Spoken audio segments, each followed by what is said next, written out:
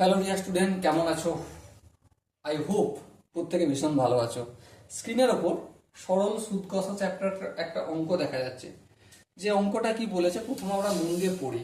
বলেছে দেখো, 7,200 টাকার 5% হারে 6 বছরে সুদ এবং 9,000 টাকার নির্দিষ্ট সুদের হারে 4 বছরের সুদ সমান। মানে প্রথম কেসটা লিখবো, তারপর দ্বিতীয় কেসটা লিখবো। প্রথম কেসে প্রিন্সিপাল কত? 7,200। রেট অফ ইন্টারেস্ট কত? 5%। আচ্ছা, টাইম কত? টাইম হচ্ছে 6 বছর। এর যে ইন্টারেস্ট পাবো, এই ইন্টারেস্টটা দ্বিতীয় কেসে প্রিন্সিপাল কত? 900 টাকা। তারপর টাইম টাইম হচ্ছে 4 বছর এখানে। আর এখানের ইন্টারেস্টটা দুটোই ইকুয়াল হবে, তবে রেট অফ ইন্টারেস্টটা কত সেটাই বলবে। তাহলে প্রথম আমাকে এখানে আই বের করতে হবে, তারপর এখানেই পাবো, তাই না? আই ইকুয়াল টু কি জানি? P R T by 100। হ্যাঁ, পি এর জায়গা লিখবো 7,200, এই লিখলাম।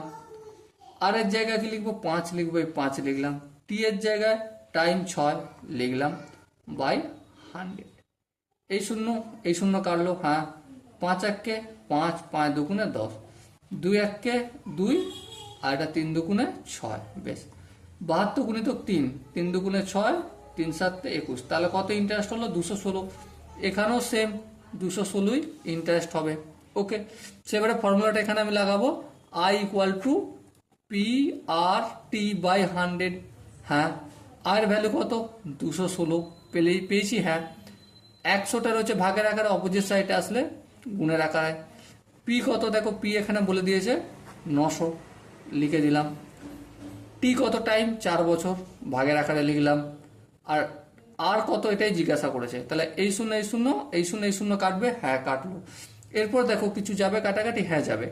3 তিরিকে 9, 3 7 21, আর হচ্ছে 3 দুগুণে 6। বেশ, 4, 3 4 12, আর 6 12 কত?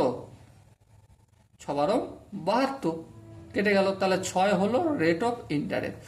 সো মাই ডিয়ার ওয়াটসন, এখানে যে 4টে অপশন দেওয়া রয়েছে, অপশন এ আছে 7%, অপশন বি আছে 8%, অপশন সি আছে 6%, অপশন ডি আছে 6.2-3%।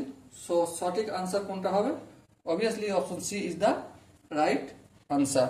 ওকে, সো দেখা হচ্ছে পরের সেশনে। ততক্ষণ পর্যন্ত ভালো থেকো, সুস্থ থাকো এবং জয় হিন্দ।